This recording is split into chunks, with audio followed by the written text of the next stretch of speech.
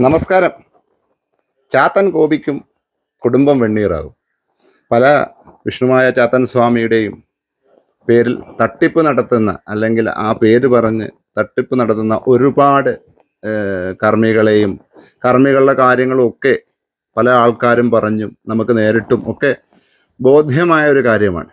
എന്നാൽ ഈ ഒരു ഡയലോഗ് പലരും കേട്ടിട്ടുണ്ടാവും.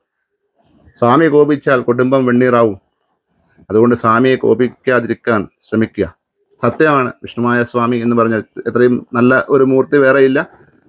ആ മൂർത്തിയെ കൊണ്ട് ഒരുപാട് ഉപകാരങ്ങൾ, ഒരുപാട് കാര്യങ്ങൾ സാധിച്ചെടുത്ത ഒരുപാട് ആൾക്കാരുണ്ടാവും. എന്നാൽ സ്വാമി കോപിച്ചാൽ കുടുംബമല്ല വെണ്ണീറാവുക, തെറ്റ് ചെയ്യുന്ന കർമ്മിയാണെങ്കിലും വെണ്ണീറാവും എന്നുള്ളതാണ്. കഴിഞ്ഞ ദിവസം നിങ്ങളൊക്കെ കണ്ടു കാണും, സോഷ്യൽ മീഡിയയിലൂടെയും മറ്റും ന്യൂസ് ചാനലിലൂടെയും ചാത്തൻ സ്വാമിയുടെ ചാത്തൻ സേവയുടെ മറവിൽ സ്ത്രീകളെ ദുരുപയോഗം ചെയ്ത ഒരു കർമ്മിയുടെ കാര്യവും അദ്ദേഹത്തെ അറസ്റ്റ് ചെയ്ത കാര്യവും. ഏതായാലും അവിടെ ചാത്തൻ കോപിച്ചു, അദ്ദേഹത്തെ അറസ്റ്റ് ചെയ്തു. സത്യമാണ്, സ്വാമി കോപിച്ചാൽ പണിയുണ്ട്.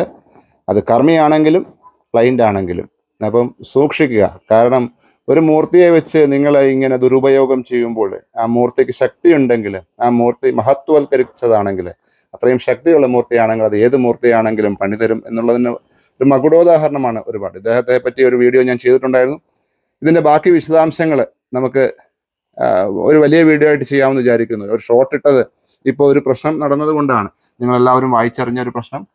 നിങ്ങൾക്ക് എല്ലാവർക്കും, എൻ്റെ കുറേ അധികം ക്ലയൻസിന്, എന്നെ വിളിക്കുന്ന ഒരുപാട് സുഹൃത്തുക്കൾക്ക് അദ്ദേഹത്തിൽ നിന്ന് നേരിടേണ്ടി വന്ന ദുരനുഭവം ഒക്കെ ചേർത്തുകൊണ്ട് നമുക്ക് ഈ കുറച്ച് കാര്യങ്ങൾ ഇതിനെപ്പറ്റി പറഞ്ഞ് ചെയ്യാനുണ്ട്. ചാത്തൻ സ്വാമിയുടെ പേരിൽ നടത്തുന്ന തട്ടിപ്പുകൾക്ക് ഒരുപാടുണ്ട്.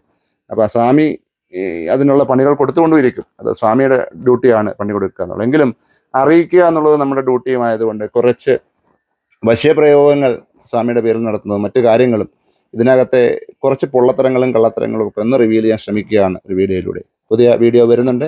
ധ്വനി മീഡിയയിൽ കാണുക, സപ്പോർട്ട് ചെയ്യുക. നന്ദി, നമസ്കാരം.